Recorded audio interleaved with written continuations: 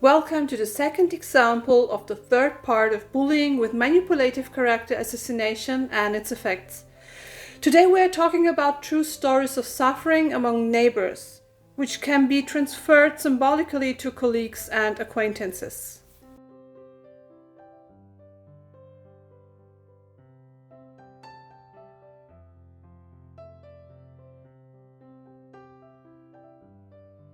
We have selected a neighborhood example from everyday life that unfortunately many people will know in this or that way, which we will share with you today. Names, data, and gender remain anonymous for privacy reasons. With this topic, you again really have to remember that bullying is not just a newfangled term, but an extreme form of violence that is still not taken seriously enough and that begins or can begin at a very early age. Neighborhood example. Who doesn't know this? Neighborhood disputes that usually arise only from misunderstandings. Why do misunderstandings arise at all? Because people do not talk to each other. Emphasis on to each other, because if only one is willing to talk and the other one blocks, it doesn't work. Both have to be able to listen and to communicate respectfully with each other. Example: how a family neighborhood was infected with aggressively manipulative bullying.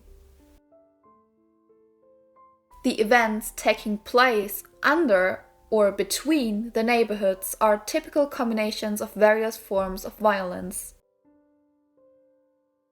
In this neighborhood example, all residents left the doors and locks of their cellars and laundry rooms unlocked for about 40 years.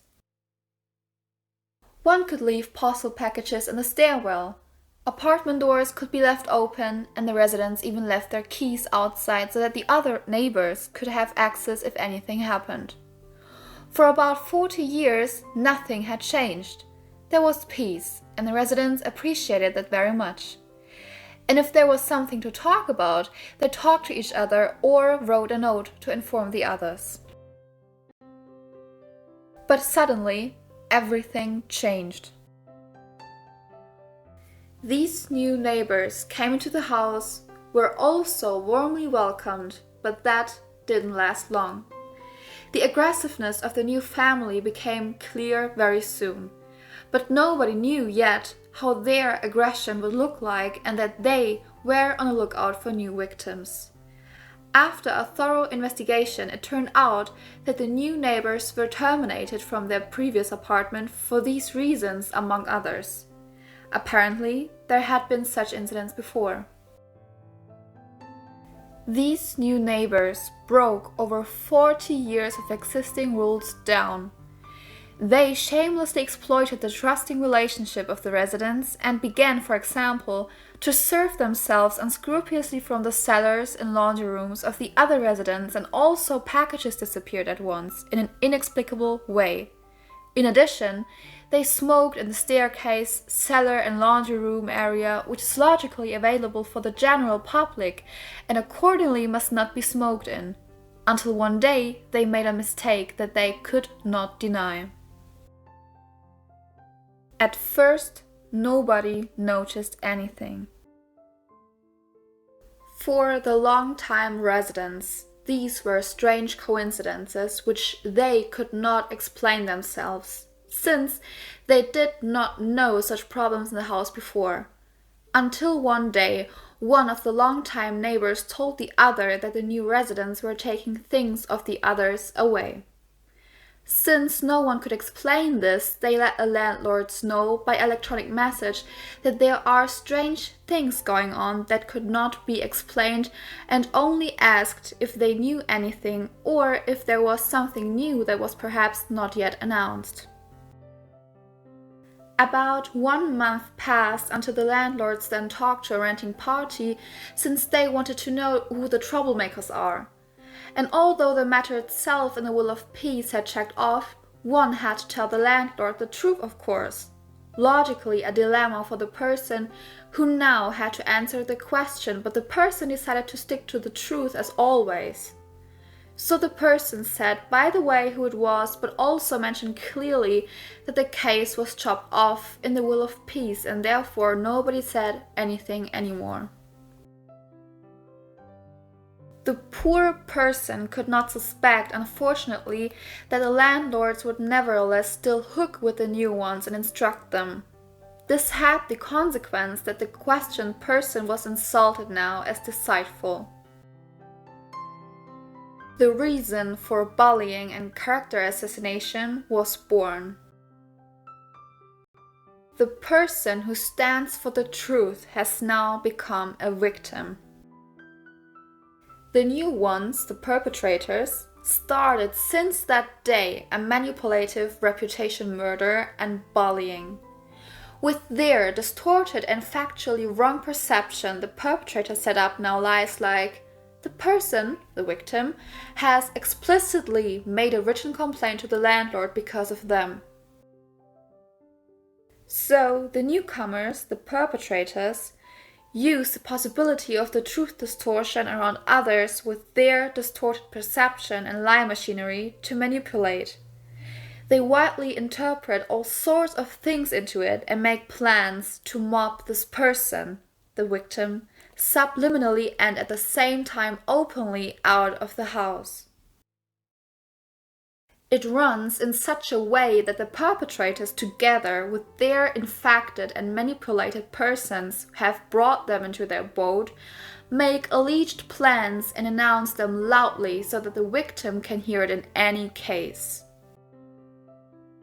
The perpetrators stand in front of the open window to announce what would happen next, or catch other people in the stairwell or on the street to infect them as well with their manipulation.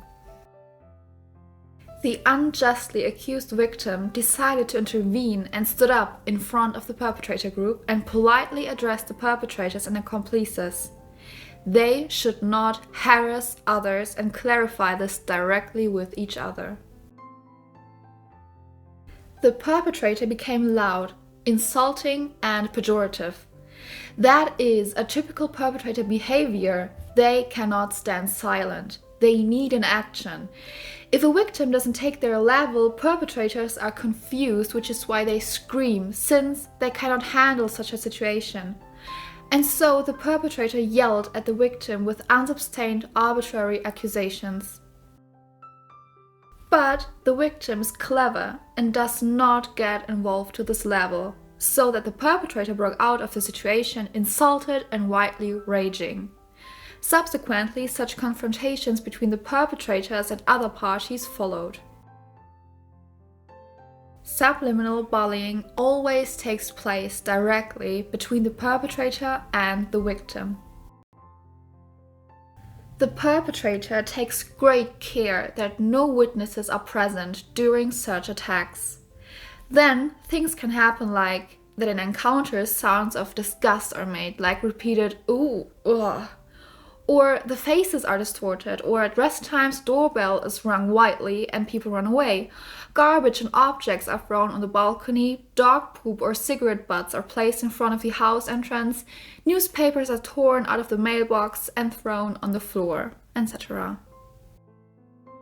Some will think now, what? Totally childish and unimaginative, right? And you are right, but that's the way this kind of perpetrator ticks. In this time, also packages disappeared, those postmen of many years put in the stairwell without the packages being lost afterwards. The offenders do not recognize that they do not only let the packages of the neighbors disappear, but also bring the postman into extreme difficulties. Because also the postman had built up confidence to this house for about 20 years and signed the receipts of the packages himself, if the neighbors were not present. This example shows that offenders are not able to think further and estimate the consequences because they are completely occupied with themselves and stuck in their own perception. And here we are again at the same topic as before. It is not being asked.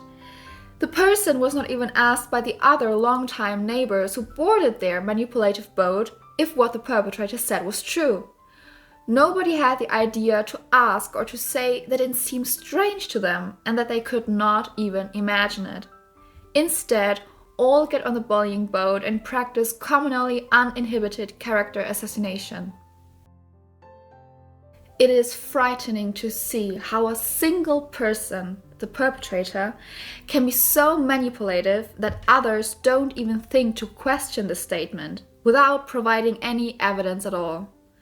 After 40 years of time together in the house, one should be able to expect that such suspicious allegations simply cannot be true. But all assume that one person, the perpetrator, in their exaggerated delusion or in their self-torn perception, speaks the truth. Normal would be to hear both sides and then form an opinion. And since that does not happen, one recognizes the manipulative procedure. But unfortunately, also in the society, far too often one looks away, like also here, or the dangers of bullying are not recognized at all. Also, one cannot prevent or really prove bullying because of the subliminal unpredictability. Bullying always runs off subliminally. Spectators have usually turned away from the victim and would prefer not to have anything to do with the matter. After all, they could then become victims themselves, but they still listen. But this exclusion and the silence of the audience does not free them from their guilt.